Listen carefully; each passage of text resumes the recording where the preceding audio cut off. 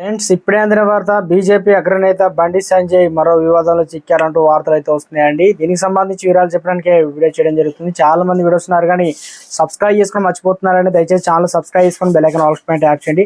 ఇటువంటి important information miss అవ్వకుండా మీ phone notification రూపంలో వస్తుందండి. చాలా మంది మీరు చూస్తున్నారు కానీ లైక్ చేయడం లేదండి. దయచేసి లైక్ చేయండి, ఇన్ఫర్మేషన్ అందరూ కూడా తెలుస్తుంది.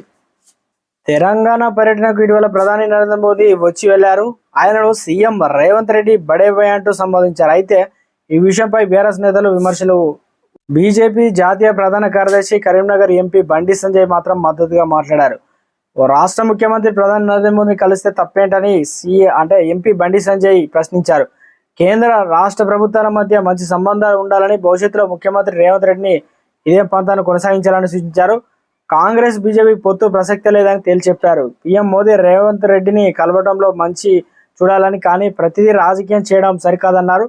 గతంలో రాష్ట్రానికి ప్రధాని నరేంద్ర మోదీ వస్తే కేసీఆర్ ఓ దొంగలో దాక్కున్నాడన్నారు. కనీసం రాష్ట్ర ప్రయోజనాలు కేంద్రం నుంచి వచ్చే నిధుల గురించి కూడా కేసీఆర్ ఆలోచన చేయలేదని దుయ్యబట్టారు. దీంతో మరోసారి ప్రజల్లోకి తప్పుడు సంకేతం వెళ్తుందని బీజేపీ నేతలు అంటున్నారు. ఇప్పటికే బీజేపీ కాంగ్రెస్ రెండు కలిసిపోయాయని చెప్పేసి బీఆర్ఎస్ అంటున్నారు. ఈ రకంగా మొత్తానికి తెలంగాణ రాష్ట్ర రాజకీయాల్లో ఎన్నికల హీట్ అయితే మొదలైందంటున్నారు రాజకీయ నిపుణులు.